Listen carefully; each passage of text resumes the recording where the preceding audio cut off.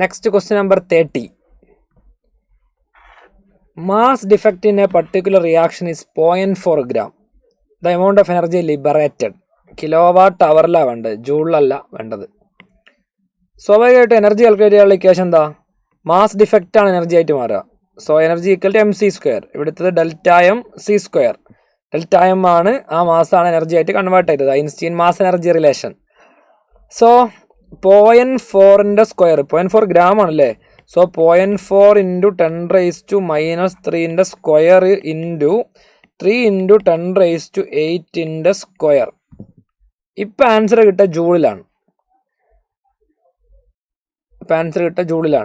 3.6 × 10⁻6 ജൂളാണ് 1 kWh. അപ്പോൾ 1 joule ഇതിനെ divided by 3.6 × 10⁻6 ചെയ്യുന്നതായിരിക്കും. കാൽക്കുലേഷൻ മുന്നോട്ട് പോയി നോക്കാം. 0.4ൻ്റെ സ്ക്വയർ എത്രയാ? 16 × 10⁻⁻ അതിന് സ്ക്വയർ ഇല്ലല്ലോ, Δmന് സ്ക്വയർ ഇല്ലല്ലോ, Δm മാത്രമല്ലേ ഉള്ളൂ, അതിന് സ്ക്വയർ ഇല്ല. അപ്പം 0.4 × 3ൻ്റെ സ്ക്വയർ 9 × 0.4 36. പോയിന്റ് വരുമ്പോൾ 10⁻⁻1 ഉണ്ടാവും. അതും ഈ -3ഉം -4 ഇവിടെ ഒരു 16 ഉണ്ട്.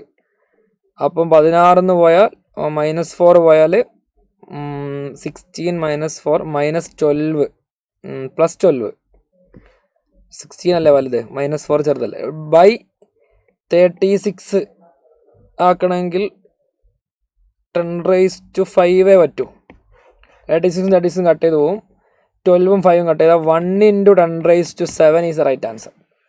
സോ ഇവിടെ തന്നിരിക്കുന്ന n × 10⁻7 ആണ്. സോ n 1 ആണ്. നമുക്ക് ആൻസർ കിട്ടിയത് 1 × 10⁻7 ആണ്. സോ n 1 ആണ്.